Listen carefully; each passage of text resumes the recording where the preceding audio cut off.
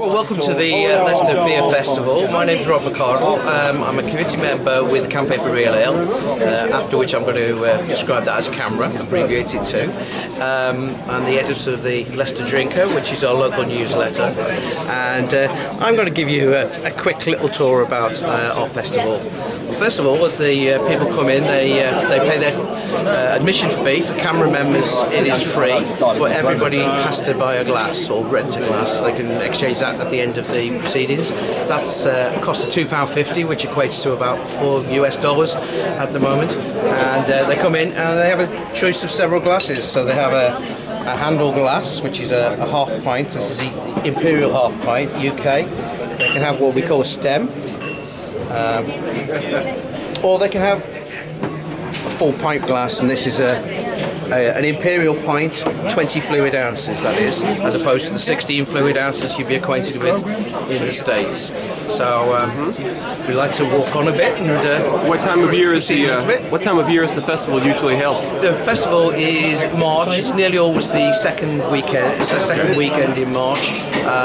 Pretty much ties up with, if you think St. Patrick's Day, that nearly always falls somewhere around when the festival is held. And for people who've never been here, what's Leicester close to? What's geographically, it's just over 25 miles to Nottingham. Nottingham's to the north, and Derby, where they may have heard of. It's 100 miles, almost exactly 100 miles north, east of London. Sorry, northwest of London. So that gives you a geographical reference. So we're fairly central in the country. In fact, there's a little aside. That's possibly why the handle glasses are quite popular. Handle glasses tend to be more popular in the south of the country. Sleeve glasses tend to be more popular in the north. Right. So they're equally popular here. So that gives you some indication as to where we are in the country. So maybe we want to walk around a little bit and absolutely. see a few more things. So we'll first of all go over to the stillages. Now we've got this year's festival, there's over 200 beers. There's always over 200 beers. So we have around about 220 on at any one time, and in addition to that, we also have many more in reserve. So that gives you an idea. The stillages are set up in this one room here. We have a lot of helpers. All the people who work behind the bar are volunteers from CAMRA. Leicestershire CAMRA has a membership of approximately 1,600 at the moment. Nationally, CAMRA is a membership of 155,000 or thereabouts at the moment, and it's widely regarded as the largest consumer rights group in Europe, and it's allied to a lot of other groups in other parts of Europe. In total, the movement in Europe is around about 200,000, but the UK branch is by far the biggest part. So that gives you some of the context. Now, each of these barrels, these will contain 72 Imperial pints, and the equivalent to that would be 90 US pints. So that gives some idea of the equivalent. Now, from that, because this is live beer and real ale, we wouldn't expect to get that many pints out because there would be a certain amount of waste. Because it's a live product, its shelf life, once tapped, is approximately 4 to 7 days.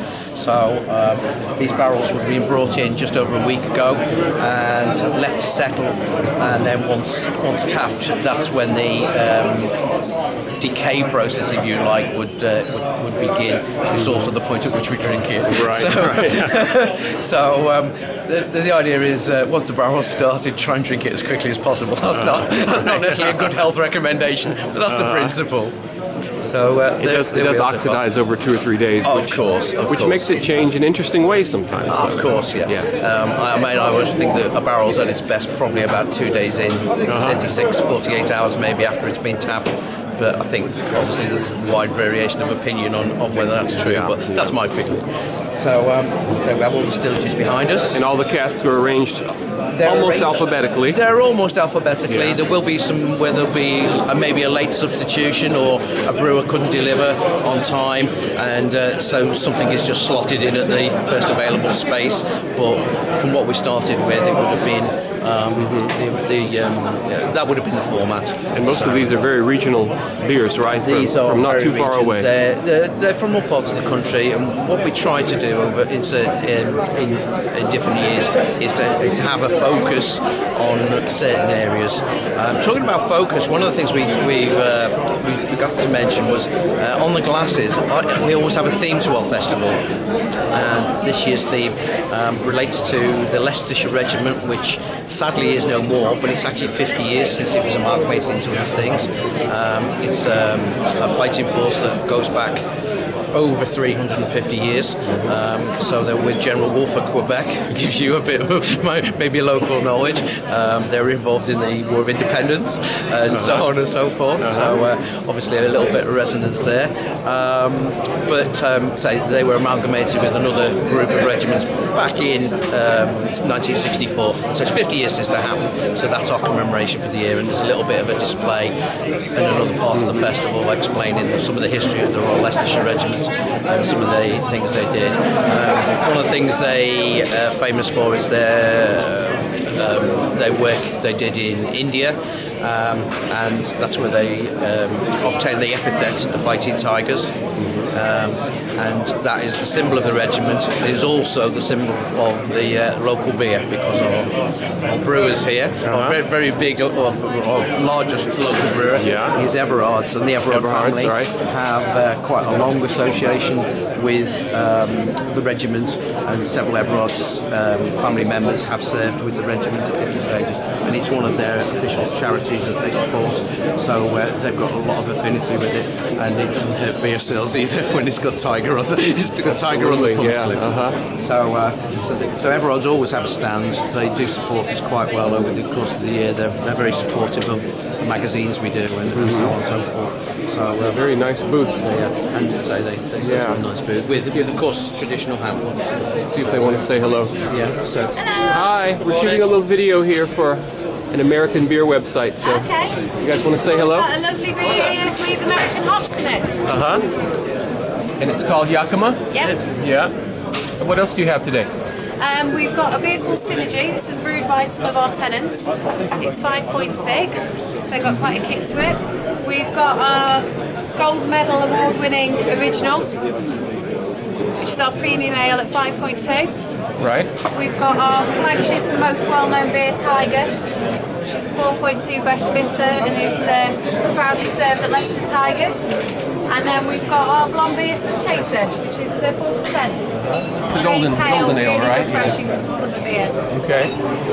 And just to prevent any more confusion, Leicester Tigers is also the name of the local rugby team. Oh, okay. So the Tiger name appears here, there, and everywhere. Okay.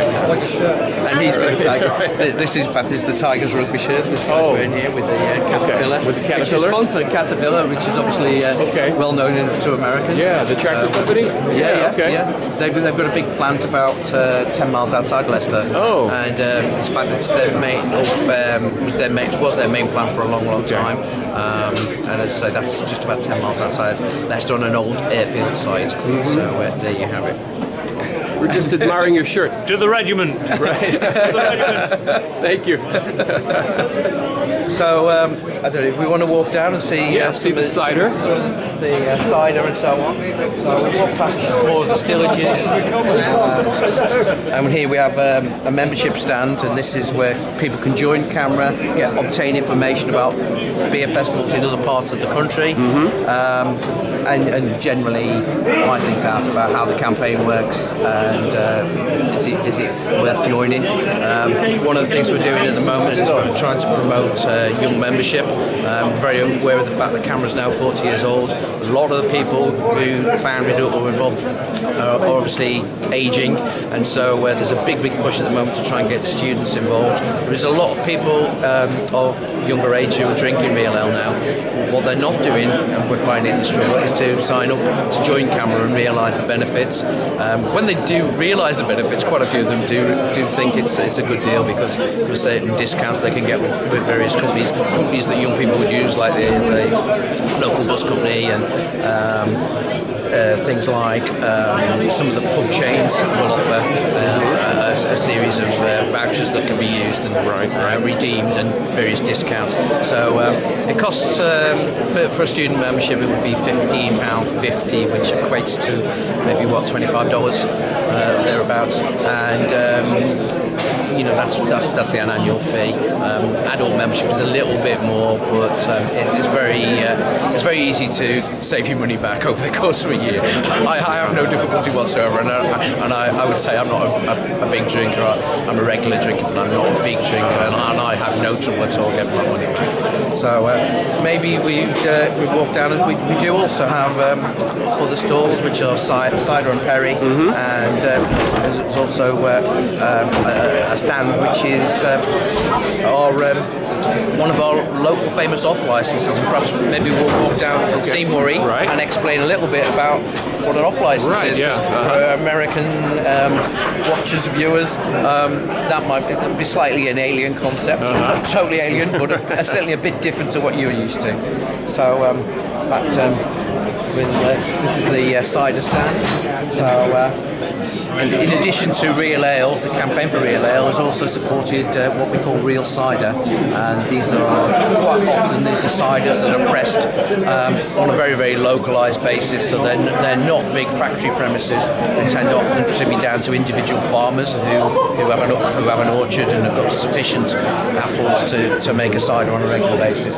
So I believe there's 40 on. And your cider is served in a different container than the beer, right? Well, the thing with the cider is it's got a lot longer shelf life, so it's less of a problem than it is with beer. So these ciders, once you've opened, they can last a month pretty much comfortably, as long as they're kept reasonably cool, and you have to be careful with them still, but they'll got a lot longer shelf life. But it's a plastic container inside of a cardboard outer shell, right? Yes, that's right. Yeah, so that's how it works. We also have perries, and although I'm aware that Americans are familiar with cider, I'm not sure how familiar you are with perry. Perry is made with, rather than made with apples, it's made with pears. That's the simple answer. Right. But there's of course there's also a change in the way the ciders are presented in this country now. They're very popular with women, and one of the things that a lot of cider makers in the UK have started to do is add extra fruits. So that gives slightly different flavours to the ciders and the perries. So people have like cider with blackberry, say, or raspberry, or just to add a slightly different flavour, and it does appeal a little bit more to female drinkers. So ciders do tend to be a lot more popular with women, particularly during the bulk of the year. You find a lot of men who will drink cider more in the summer, as a summer month drink. Right. When sometimes beer can be a bit, particularly the darker beers, can be a little bit heavy. So you want something a bit more, a bit lighter. So you have it. And this stand in the corner is it's a business called The Offie. Now, The Offie is just a colloquialism for an off-license. An off-license is basically a place where you can buy any alcohol, pretty much. So it kind of ticks both boxes of a liquor store and a bottle shop. So you can buy beers, spirits, wines, basically any alcohol can be bought in an off-license. It's slightly different to the American model, where beers tend to be bought in the supermarkets and stronger drink tends to be bought from the liquor store. So something I found to my consternation travelling in America at times, when you want to buy a bottle of wine and a glass of beer, and you have to go to two different shops to get it, which I always found really frustrating sometimes. It's very odd sometimes, yeah. Very odd sometimes, but basically, Maury's been in the trade for most of his life. I've eventually always worked in life. He started as a publican, running a pub, and in time he moved away, became involved in the wine bar movement, which was pretty big in the late 80s, and decided that he could combine his talents of his knowledge of beer and his knowledge of wine. Then he thought there was a role for an off-license, a niche off-license. In the meantime, since he started, big chains have grown up, and collapsed because drinking patterns have changed. Supermarkets have taken a lot of the traditional off-license business, and a lot of the supermarkets find that they don't. What they don't do is they don't provide specialist knowledge. So you ask Murray, I've got a dinner party and I'm serving this food, what wine can you suggest? He can suggest. He will also tell you if you're having a meal that's better for beer, he'll say, I wouldn't have a wine with that, I would suggest this beer, particularly stews and what have you. Some of the stronger beers like stouts and milds really go well with certain types of food, and so he'll put you in the right direction, and that's the sort of service you will get at the supermarket, where the people there, they just A, they don't have the knowledge, and B, they just don't have the staff to spend that amount of time. So it's a very, very personalised service, and one of the nice things about Murray's shop is you can go into Murray's shop and just have a chat and not buy anything, because he's that sort of guy. He'll just say he's just pleased to see you, have a chat about beer, and say, sorry Murray, I'm not buying anything today. He says, that's fine. It's just nice to see you again. So he's good to see. So I don't know if we're going to get a few words with him maybe. So I know he's busy bottling up here, but maybe Murray will just give us a few words. I'm just explaining to Owen your expertise in matching beer and food in particular, and giving people some clues as to what they should be drinking. So maybe to Owen. So you have beer from Belgium and America, and quite a variety from all over the different markets. Yeah. And how long has your shop been in Leicester? We've been up there 22 years. We sold beer for longer than that, but 22 years in the shop as it is. Right. Very good. It's good to have you here. Yeah. Very nice selection.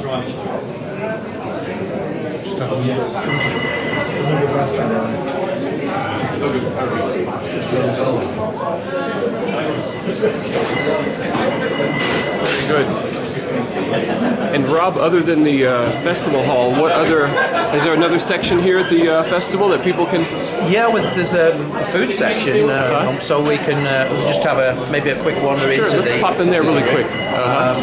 Basically, the food section is some what we call traditional beer food, which will be sort of bread rolls, which we call cobs, with fillings like sort of ham, cheese. They're the sort of traditional things. We'll serve things like pork pies, which are very big in the UK, and in fact some of our biggest pork pie manufacturers are very local to Leicester, in Melton Mowbray, which is famous for its pork pies. Pork pie is quite an institution as a beer food, but also the premises we're in is actually a community centre for the Sikh community, and what they do for the beer festival is they man their kitchens and produce some wonderful Indian food.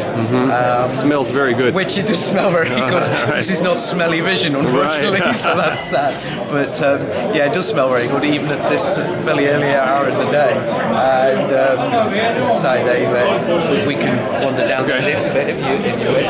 But basically, that's what they do.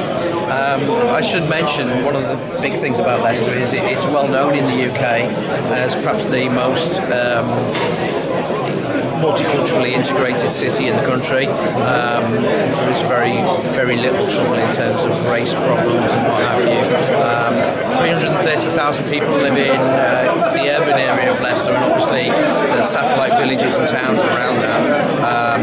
But within that area, I've heard it on good authority that there are now something like 325 different languages spoken. Wow. Very integrated, and most people get on really well. We do have a few notable things. We have the fourth most religious centre of the Jain community, the Jain temple. The other three most religious are all in India. So in fact, the fourth most religious in that religion's sphere is in Leicester. It gives you some idea of multiculturalism. We have a variety of mosques and gurdwaras and so on. Okay. And so forth. So we move through to the big room now.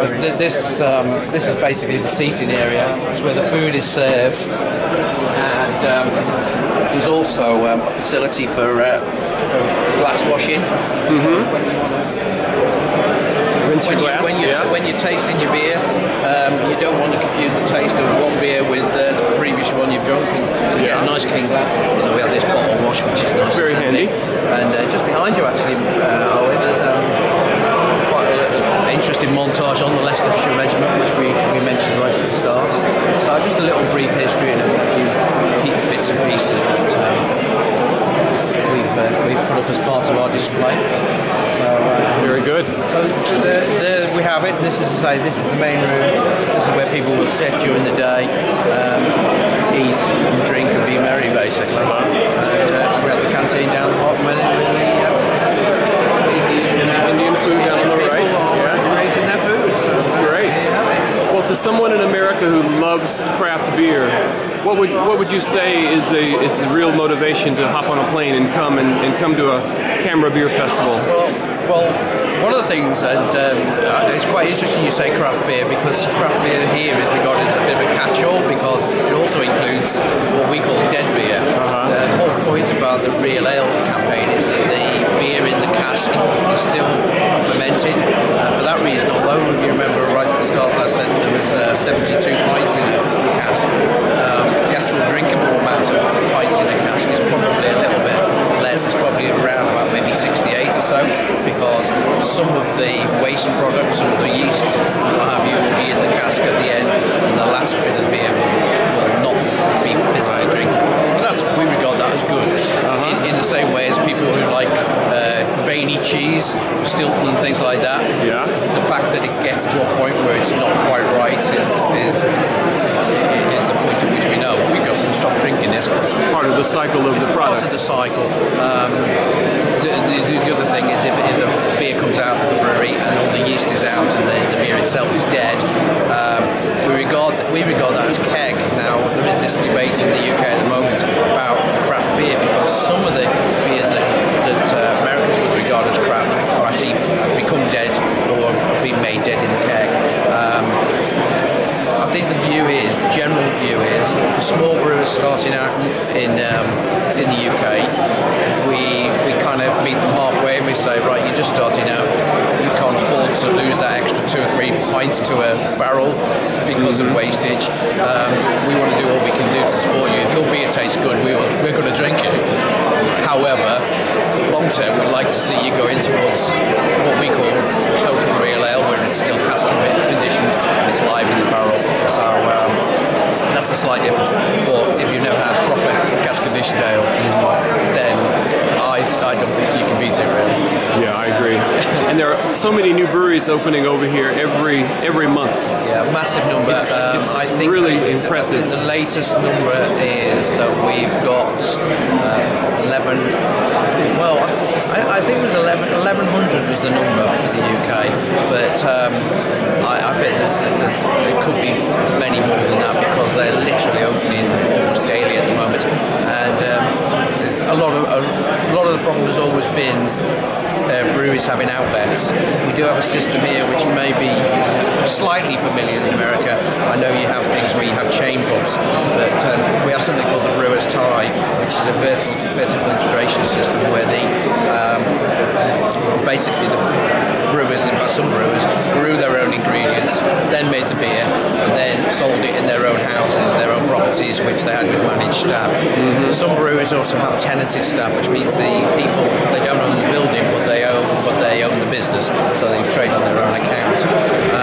More and more, the big brewers have moved to a tenanted model. In some cases this has worked well, some cases it's worked not so well, depends on the tenant agreement.